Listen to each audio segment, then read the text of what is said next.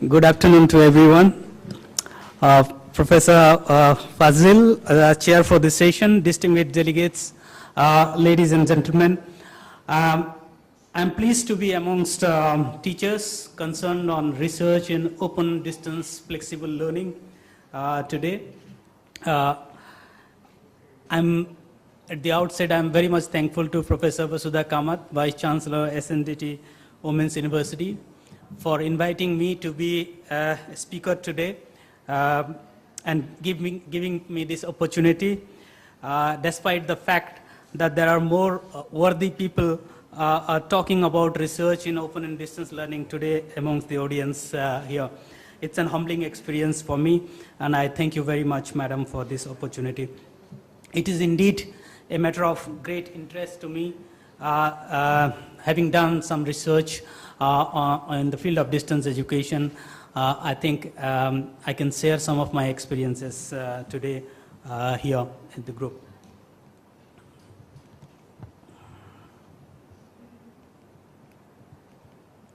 How's it go? Moves?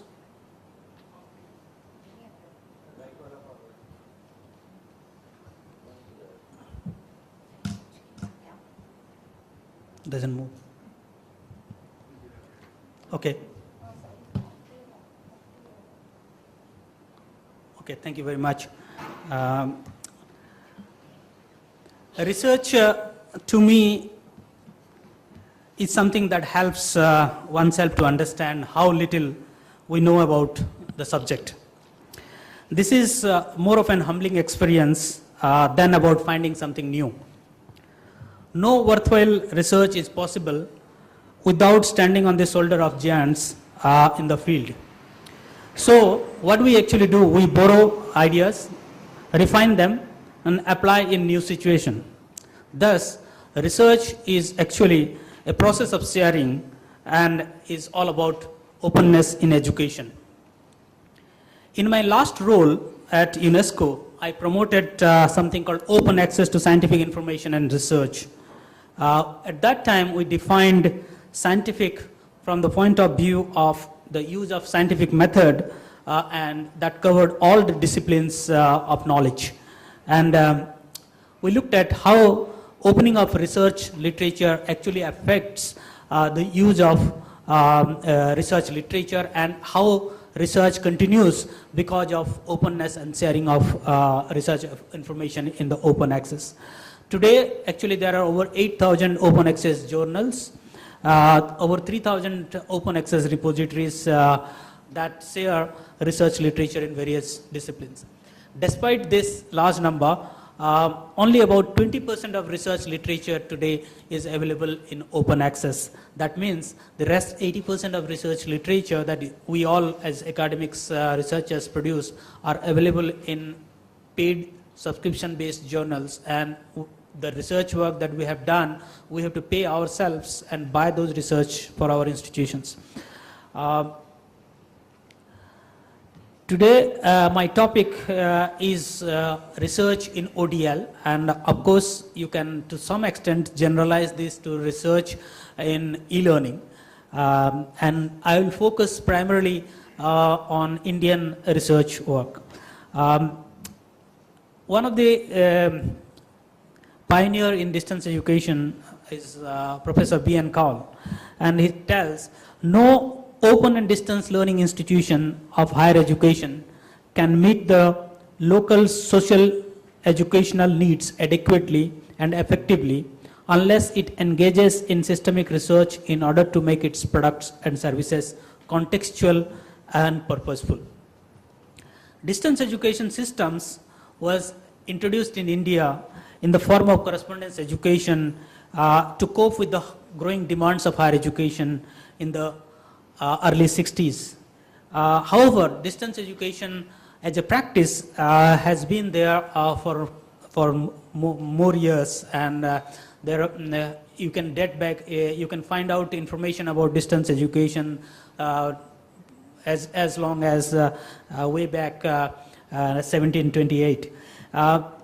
Research from actually started in early 1960s on distance education, But if you look at research literature, you will find there is widespread spread criticism about research in open distance learning. Recently, in Indian context, the Madhav Menon Committee to suggest measures to regulate education through distance mode has also emphasized distance education research. And it says, I quote, research and development forms the backbone of any system in order to bring in quality and standards. Being a dynamic system driven by societal, economic, and technological changes, open distance learning has been changing rapidly and dramatically. The changing technological environment of distance education and paradigm shift affecting it needs to be periodically reviewed. Also, the growing acceptance of open and distance learning system in our country and the innovations being an integral part of open distance learning system, it has become imperative to evaluate the system periodically. There is an ample proof of growth of distance education research, which is evident from the increasing number of journals, seminars, workshops, symposia, etc., analyzing the growth of the system, unquote. This is something very recent. And you can see that this is also an example that we are in a research conference on open distance learning. Actually, I did some analysis, and this is a picture of that. I will come in a little while. Well, research is the lifeblood of any discipline to grow. My previous research in this field indicate that Indian research in distance education has not grown proportionately as that of demands for higher education, the number of institutions and number of programs offered through distance mode.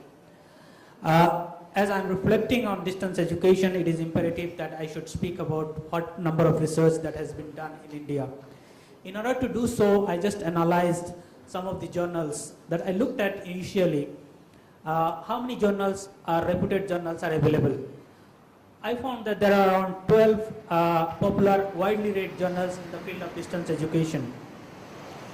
Using that as a framework, I tried to look at easily that I could do how many articles are being published in some of these journals. And you can very well look in this table that a search on the web revealed that only about 71 research papers published in all these 6 journals ever since the journals were published. You can very well add a few more journals to this because open and distance learning being technology enhanced learning, research in the field of open and distance learning is not primarily getting published in these core journals of 12 journals or these 6 journals. You can add few more journals, particularly educational technology journals, and therefore educational technology journals, and therefore you will get few more research articles you can add to these 71 odd. I think this is pretty dismal figure in terms of the quantity of the quality of people, manpower, quantity of importance that is given to open and distance learning in our context. In a study published in International Review of Research in Open and Distance Learning, number of Indian contributions reported only 1.7%, and it stands, of course, in the 6th rank. Not a single Indian scholar featured in the list of top contributors, though the study excluded the Indian Journal of Open Learning without any justifiable reason. In 1992, the Indira Gandhi National Open University started the Indian Journal of Open Learning that I edited for some time and also converted this to an open access journal, making it available online. The idea of an Indian journal in the field of open distance learning was to promote research and development on distance education and encourage Indian scholars to take up research and provide them a platform. In 2002, I analyzed research reported in 10 years of Indian Journal of Open Learning and found that it published about 66% of papers from India. Descriptive studies covered 34% of the papers, followed by qualitative methods at 23%. Another study of the same journal by Tripathi and Kanungo, published in 2010, revealed that about 50% of the articles published in the journal come from Indian authors. 32% papers were descriptive in nature, and 23% used qualitative methods, and 20% used survey for research. In a study that analyzed the distance education literature by examining the content of 4 referred journals in distance education, it was revealed that more than 80% of the papers come from 5 countries: UK, USA, Australia, India, and Canada. And learner-centered issues were the most popular and commonly written upon subjects by the researchers. It also highlighted that the researchers in distance education commonly use survey method, and collaborative research is very little. Systemic research in distance education started in second half of the 20th century, but consisted mainly of case studies and more or less subjective material. Rekedal mentions that in the 70s, the distance education research projects report started with a regret of the lack of rigor and prior theory and empirical research data on the problem or relevance of the problem were in question. This, according to him, was a very common phenomena prevalent in social science research. Quality of the research on distance education is always in question, and quite often done as it is done for distance education research versus distance education as such versus conventional education. With reference to the quality of research in distance education, Jocelyn Calvert opened that most of the researchers in distance education have modest knowledge of pedagogical hypotheses and have limited training in social science research methods and design. That continues, and Moore says that majority of research published is descriptive and cannot be generalized. The researchers have failed to check with or refer to previous research, and is particularly regrets that experimental research under controlled condition is practically missing. Of course, this was in 1985. Things have changed in the recent years. The neglect of reviewing relevant and existing research by researcher is a huge problem, particularly when new people join in distance education and require more understanding of the system that is based on practical research. As distance education practitioners, we may be at a risk of wasting time and money with little steps towards understanding research aspects of distance education if the new researchers do not build on what has been already done in the past. Losa reported that the bulk of research in distance education comes from strong institution with large research units, or scattered individual with a special interest in the field, and some of these specially funded research projects. Calvert also emphasizes that quality of research is much due to the people involved in the system and their nature of work. She says, and I quote, "Distance educators, the one who knows their system well, usually are newcomer to the field and have their roots in other disciplines. Even when they do not have solid research skill, they still must retool for this new research area.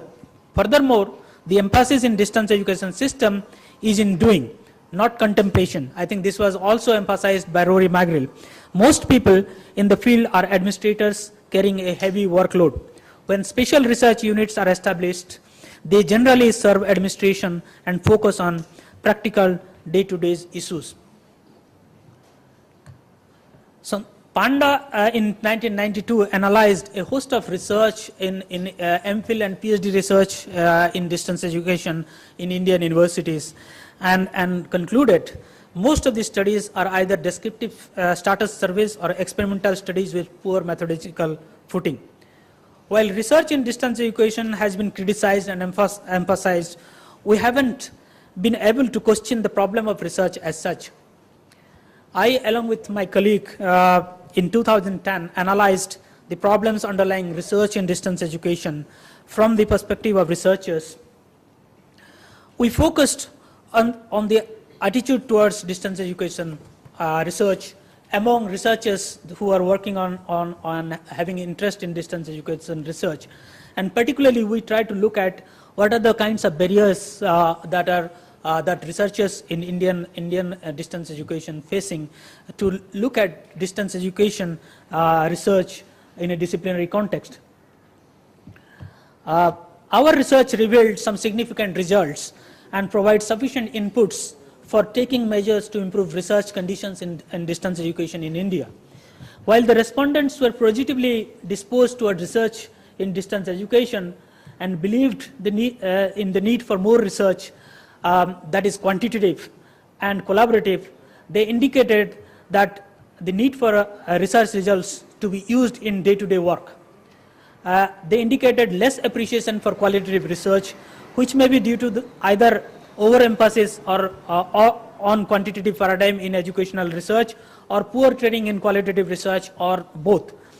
They also indicated the need for encouraging research on distance education and the need for rewarding good research work in distance education, which they felt currently is lacking in Indian institution. The respondents also indicated that they do not use published research results for their work, though they are interested to read published research and use it in their own condition. And they said that they lack access to research information. In order to improve accessibility of research literature, it is important to have access to latest periodical publications in all distance education institutions and open universities in the country. I think this situation is getting improved with networks like InflipNet helping and NodelyNet at IGNOU working towards this scheme. While availability of time has been a major personal and institutional barrier for research, it has been a perennial problem for distance education systems around the world. And it calls for two important actions. First, that the distance education institution must create appropriate environment for research, where faculty members devote some specific time to research work. And second, individual faculty also must learn and adopt time management techniques as well as action research skills to undertake research in distance education. Lack of resource was the second most important barrier as revealed by the study. Previous study by Zhang and Professor Venkaya reported that less number of research in distance education can be explained by the limited funding for distance education research in India. Discouragement of collaborative research in distance education also came as a barrier, though not as strong as the lack of time and lack of resources. I would like to emphasize something here on collaborative research, because this is being a platform of Indo-Canadian collaborative venture. I think we need to emphasize on collaborative research and what it can do. Collaboration can save resources as most institutions face similar problems. Collaboration will improve communication amongst countries and institutions. Collaborative research would facilitate student mobility, adaptation and adoption of courses, and collaboration would include innovative practices and use of modern technologies. In view of this, it is important that appropriate policies are in place to encourage collaborative research within the institution and amongst institutions in the country and abroad. Choosing the right research problem, research design, and suitable reporting venues are critically important foundational issues for research in distance education. Largely, I have found the problem of articulating the statement of research problem in most researches in distance education, and therefore it becomes difficult to get published. Certain administrative questions do not need research and can be solved through simple logical reasoning.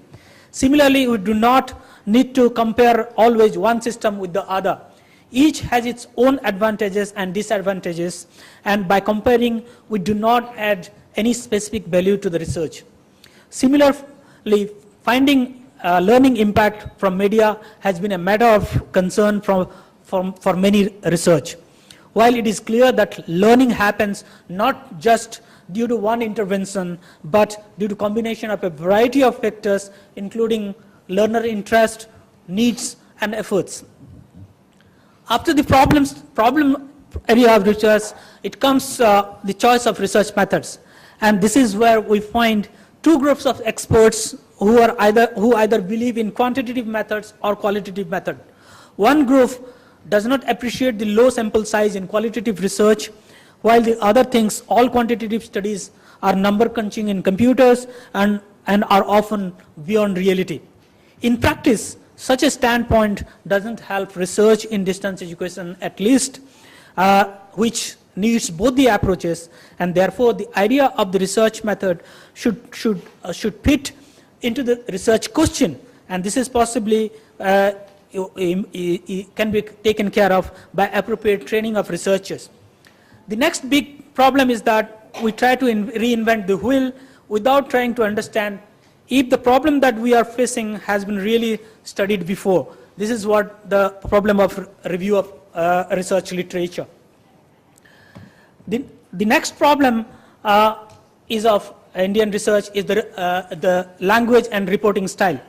Being non-native speaker of English, that is the predominant language of research communication, is a major problem for most of us.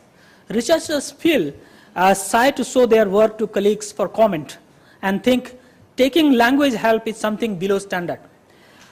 Such an approach puts researchers in more vulnerable position than seeking help for language editing before submission to research journals.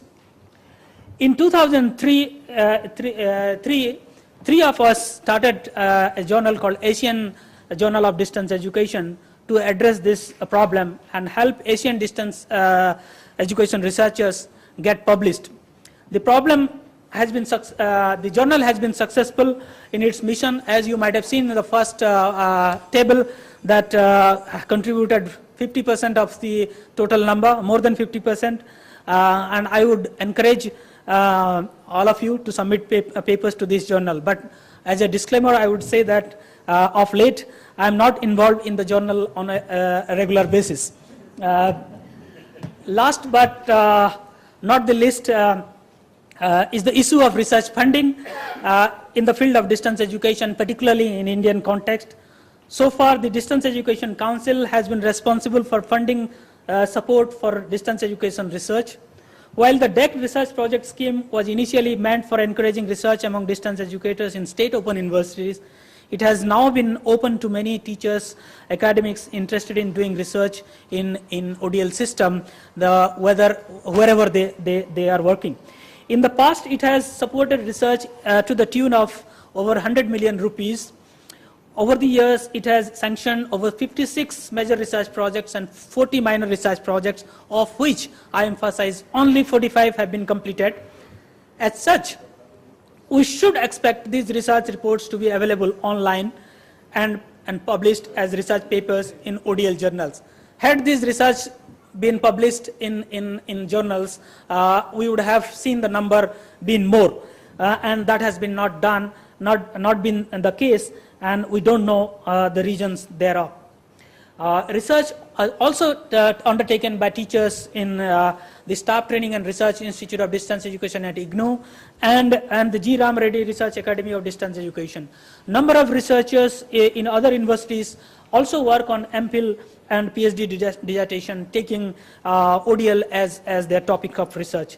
Despite these opportunities, there is a further need to strengthen research funding through national agencies. Also, it is important for Indian scholars to look at funding opportunities from international donor agencies, especially interested in supporting research in social science areas in developing countries. Having reviewed the situation of distance education research and its problem, I would like to conclude by focusing attention on research personnel, researchers especially who do research on distance education. The quality of research output depends on the quality of researchers. Therefore, my humble submission to all researchers in distance education is to deeply engage in the discipline before embarking on research. While we may bring a new perspective or a new methodological innovation to research, based on our subject background and previous experience, it is important to understand the discipline of distance education and emerging educational technologies in context, including the socio-cultural and economic issues affecting distance education and distance learners per se. A strong foundation in distance education and educational research methods are essential prerequisite for good research in the field. Therefore, it is important that research, postgraduate studies in distance education, and research opportunities on distance education are available in Indian universities. Today, only a couple of universities have provision for doctoral research on distance education. Only one university offers postgraduate education on distance education.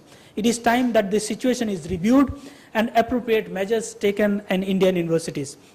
I am sure some of the problems identified in the presentation today will resonate during our discussions today and tomorrow, and you will try to implement some of the ideas to improve distance education research in terms of quantity and quality.